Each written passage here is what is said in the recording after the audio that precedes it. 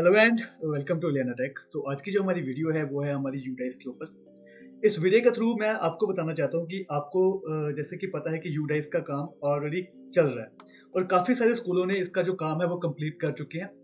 Complete means कि आपने mark किया, उसको फाइनल सबमिशन अभी तक नहीं हुई है बिकॉज फाइनल सबमिशन का अभी तक वहाँ पर जो बटन है वो अभी तक अवेलेबल नहीं हुआ किसी भी मॉड्यूल में। अभी तक आप सभी ने जो लॉगिन पर जाके profile and facilities, teacher module और स्टूडेंट मॉड्यूल में थोड़ा सा इन्होंने स्लाइटली सा चेंज किया। अब यहाँ पर स्टूडेंट मॉड्यूल में आप स्टेट वाइज लॉगिन कर सकते हो, तो लॉगिन आपका प्रोसीजर वैसा ही रहेगा, बस यहाँ पर इन्होंने थोड़ा सा इसको थोड़ा सा चेंज किया।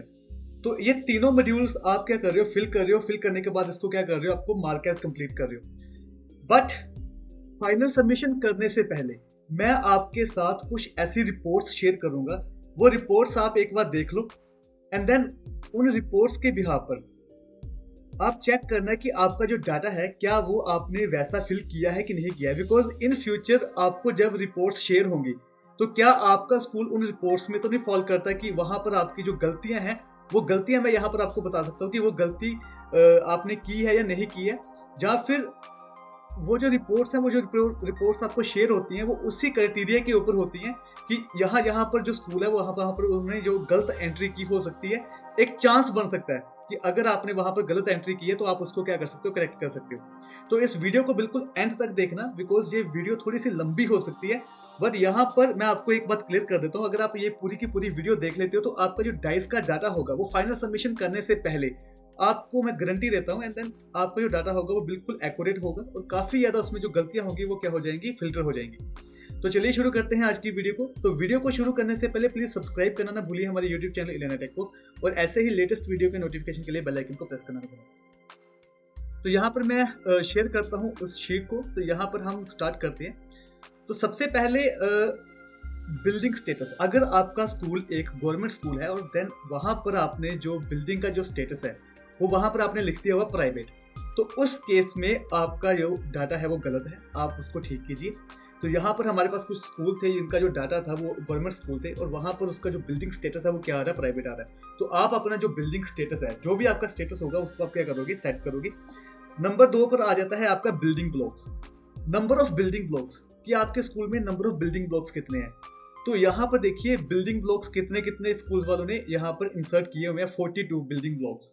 तो ऐसा नहीं हो सकता। तो यहाँ पर आपने इस डाटा को अच्छी तरह से चेक करना है कि आपके जो बिल्डिंग ब्लॉक्स हैं, जो आपका एरिया है, जो बिल्डिंग ब्लॉक्स हैं, अगर वो कोई सेपरेट ब्लॉक बने हुए हैं तो वो कितने हैं, वही आपने यहाँ पर क्या करना है, फिल करना है। नेक्स्ट हमारे पास जो है वो है डाइलेप्टेड बिल्डिंग, कि आपकी जो बिल्डिंग है वो काफी ज्यादा उसकी जो कंडीशन है वो ज्यादा खराब है। तो उस कंडीशन में आपकी पूरी की पूरी बिल्डिंग, मैं यहाँ पर एक रूम की बात नहीं कर रहा, पूरी की पूरी बिल्डिंग की बात कर रहा हूँ। तो यहाँ पर देखिए यहाँ पर कितना गलत डाटा यहाँ पर ऑलरेडी फिल किया हुआ। अगर आपकी बिल्डिंग एक मतलब कि फैक्ट है कि वहां पर वो पूरी की पूरी बिल्डिंग आपकी क्या है, खराब है, देन आप फिल कर सकते हो। अदरवाइज यहाँ पर अगर आपके पास 6 बिल्डिंग्स हैं एक स्कूल में, तो वहां पर आप क्या कर रहे हो कि वो कह रहे हो कि 6 बिल्डिंग्स हैं आपकी एक स्कूल में, तो वो सारी की सारी आपकी क्या है, डाइलेप्टेड कंडीशन में है। तो ये आपका डाटा क्या है, गलत है। नेक्स्ट हमारे पास आ जाता है building under construction. Room under construction हो सकता है, बिल्डिंग अंडर कंस्ट्रक्शन नहीं हो सकती है। ये सिर्फ उस केसेस में होता है जो आपके न्यू स्कूल आपके क्या हुए हैं, क्रिएट हुए हैं। अगर कोई एक गवर्नमेंट स्कूल न्यू क्रिएट हुआ है देन वहां पर बिल्डिंग अंडर कंस्ट्रक्शन हो सकती है। बट यहाँ पर आपके मैक्सिमम केसेस में बिल्डिंग अंडर कंस्ट्रक्शन नहीं होगी, तो इसको भी आप एक बार चेक कर लेना। नो बाउंड्री वॉल, वो स्कूल जिन्होंने लिखा है कि हमारे पास बाउंड्री वॉल नहीं है, तो आपने एक बाउंड्री वॉल चेक कर लेना। अगर रेल में आपकी बाउंड्री वॉल नहीं है देन इसका कोई इश्यू नहीं है। अगर आपके पास बाउंड्री वॉल है तो इसको, इस जो आपका जो क्राइटेरिया है इसको आप एक बार चेक कर लेना, इस मॉड्यूल को चेक कर लेना। उसके बाद आगे आपके क्लासरूम अंडर कंस्ट्रक्शन, इसको एक बार चेक कर लेना कि आपके पास वाकई क्लासरूम अंडर कंस्ट्रक्शन चल रहे हैं। अगर चल रहे हैं तो ठीक है, अदरवाइज आप इसको क्या कीजिए, करेक्ट कीजिए। उसके बाद आते हैं क्लासरूम डाइलेप्टेड कंडीशन। देखिए अगर आपका कोई क्लासरूम डाइलेप्टेड कंडीशन में है तो आपको पीडब्ल्यूडी की तरफ से क्या होना चाहिए, सर्टिफिकेट आपके पास होना चाहिए, तभी आप यहाँ पर लिख सकते हो कि ये क्लासरूम आपका क्या है, डाइलेप्टेड कंडीशन में है। तो पीडब्ल्यूडी की तरफ से अगर आपको वो सर्टिफिकेट मिला हुआ है देन आप क्या करोगे, यहाँ पर फिल करोगे कि हमारे इतने क्लासरूम क्या है, डाइलेप्टेड कंडीशन में है। अदरवाइज आप इसको क्या करोगे, करेक्ट करोगे। उसके बाद आ जाता है आपका अदर रूम। आपके स्कूल में एक्स्ट्रा रूम्स कितने हैं, अदर रूम्स। तो अगर तो आपके पास ये एक जेन्युइन फिगर्स है वहां पर कितने रूम आपके पास क्या है, एक्स्ट्रा हैं, देन ठीक है। अदरवाइज आप इसको करेक्ट कर लो, क्योंकि कुछ स्कूल्स ने 14 कई जगह पर आपके 13, 14 ऐसे क्या किए हुए हैं कि अदर रूम्स यहाँ पर रखे हुए हैं। उसके बाद आ जाता है बॉयज टॉयलेट। बॉयज टॉयलेट में क्या लिखा हुआ है? जीरो लिखा हुआ है कि आपके पास बॉयज टॉयलेट नहीं है। मैं मान सकता हूँ कि बॉयज टॉयलेट आपके पास नहीं है, बट आपने क्या किया हुआ है यहाँ पर फिजिकल फैसिलिटीज में, यहाँ पर लिखा हुआ है कि स्कूल में टॉयलेट है, बट बॉयज टॉयलेट क्या है? जीरो है। तो इसको आप अच्छी तरह से चेक कर लेना कि आपके पास टॉयलेट की अवेलेबिलिटी है, बट बॉयज टॉयलेट आपने क्या किया हुआ है? जीरो किया हुआ है। इसको आप एक बार चेक कर लेना। अगर आपके पास टॉयलेट नहीं है तो यहाँ पर आप क्या करो? नो करो। वैसे ही आपका गर्ल्स टॉयलेट है, गर्ल्स टॉयलेट में भी आपने क्या लिखा हुआ है कि आपके पास टॉयलेट अवेलेबल है गर्ल्स का, बट वहां पर आपने जीरो फिगर फिल की हुई है, तो ये आपका क्या है? गलत है। इसको आप क्या करोगे? ठीक करोगे। गवर्नमेंट स्कूल के केसेस में मैक्सिमम स्कूल में ये जो पैरामीटर है गर्ल्स टॉयलेट का, बॉयज टॉयलेट का, इसको कंप्लीट किया गया है। मैक्सिमम स्कूल इसको कवर करते हैं, बट यहाँ पर आप देख लो कि अगर आपके स्कूल में नहीं है देन आपने यहाँ पर नो फिल करना है, अदरवाइज आपने क्या करना है? यस फिल करना है। अगर आप यस फिल कर रहे हो तो यहाँ पर आपके पास वो वैल्यू होनी चाहिए कि 1 है, 2 है, 3 है, कितने हैं। नेक्स्ट हमारे पास क्या है? आपने लिखा हुआ है कि यहाँ पर स्कूल में आपकी जो फैसिलिटीज हैं कि स्कूल में टॉयलेट अवेलेबल है, बट वहां पर जो पानी की फैसिलिटी है वो नहीं है।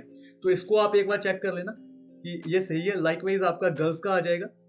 नेक्स्ट हमारे पास क्या है कि कुछ स्कूल कह रहे हैं कि हमारे पास पैक्ड वाटर है, कि हम उसको जो बोतल वाला वाटर है वो पानी वो सर्व करते हैं बच्चों को। तो इसको भी एक बार आप क्या कर सकते हो? चेक कर सकते हो। नेक्स्ट हमारे पास क्या है कि वाटर क्वालिटी टेस्टर।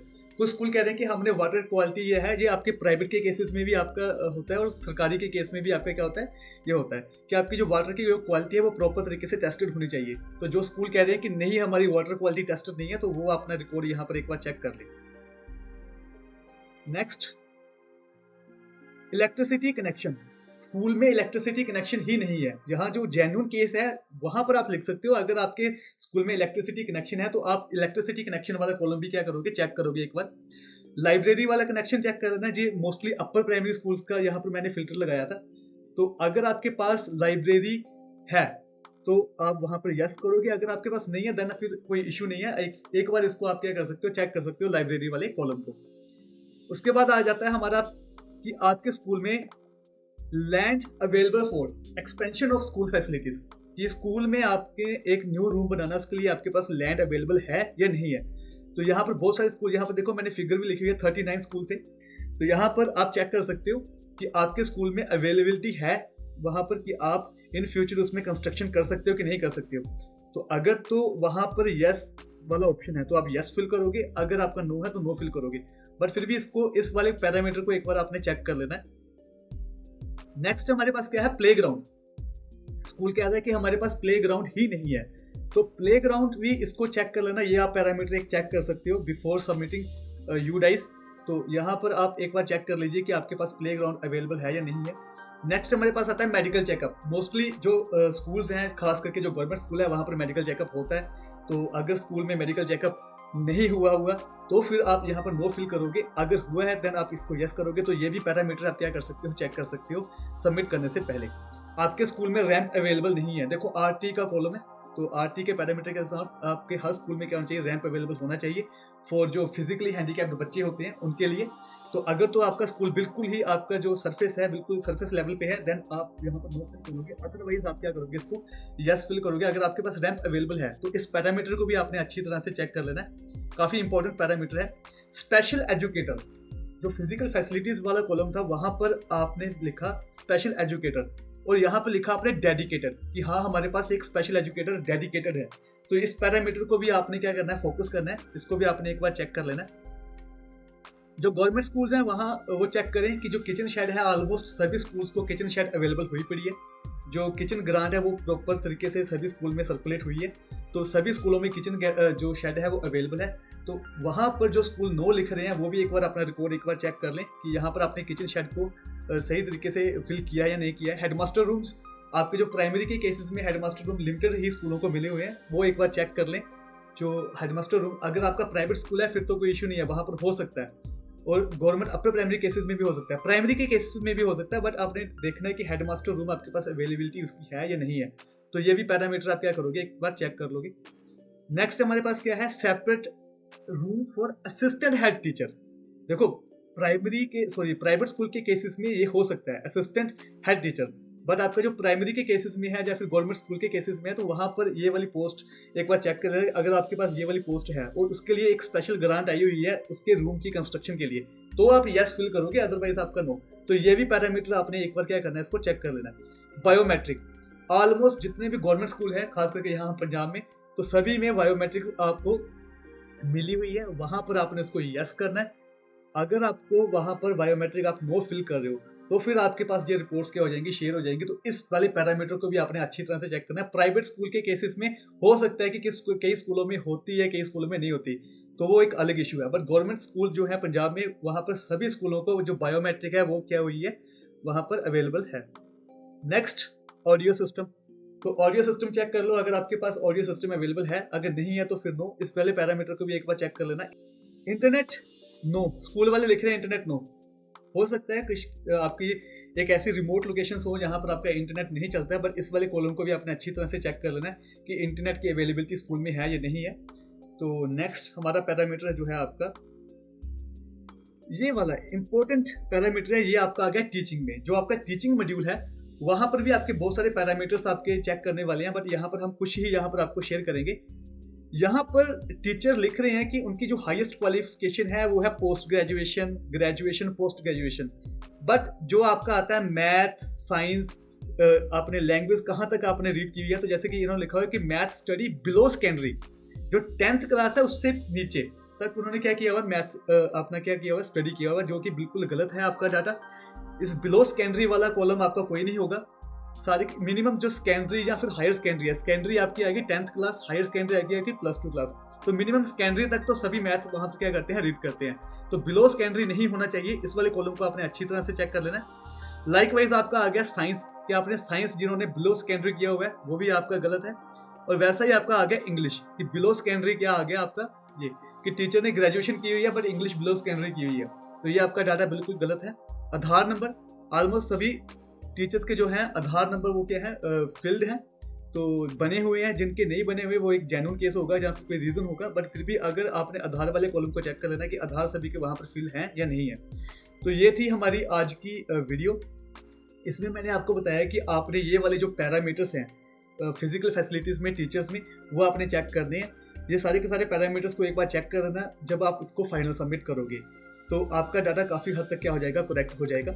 उसके अलावा अभी आपका स्टूडेंट मॉड्यूल चल रहा है, तो स्टूडेंट मॉड्यूल में भी काफ़ी ज़्यादा जो आपकी जो बातें हैं वो ध्यान रखने वाली हैं। जैसे कि फॉर एग्जांपल आपने आपका जो स्कूल है वहाँ पर आप लिख रहे हो कि आपका जो स्कूल है 250 डेज लगा है या फिर 245 डेज लगा है, 240 डेज लगा है। बट वहाँ पर आपने जो स्टूडेंट की जो अटेंडेंस आप डाल रहे हो, वहाँ पर आप डाल रहे हो कि वो 260 डेज स्कूल आया या 270 डेज आया, तो वो भी एक क्लैश कर जाएगा। वहाँ पर भी आपने उसका ध्यान रखना है कि जो उसकी जो अटेंडेंस है, जितने दिन आपका स्कूल वर्किंग में था उससे ज़्यादा नहीं होनी चाहिए, उससे कम ही होनी चाहिए, उसके बराबर होनी चाहिए। तो ये सारी की सारी बातें हैं, वो आपने उसका ध्यान रखना है। जो एज मैट्रिक्स का है उसमें थोड़ा सा इशू चल रहा है अभी, होपली कि वो सोल्व हो जाएगा, क्योंकि अंडर एज बहुत सारे बच्चे हैं, ओवर एज बहुत सारे बच्चे हैं। तो उसका भी सोल्यूशन कोई ना कोई अगर कोई आता है तो उसके रिगार्डिंग हम यहाँ पर आपके सामने अपलोड कर देंगे कोई ना कोई वीडियो।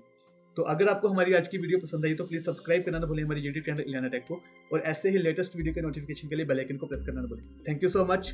जय हिंद।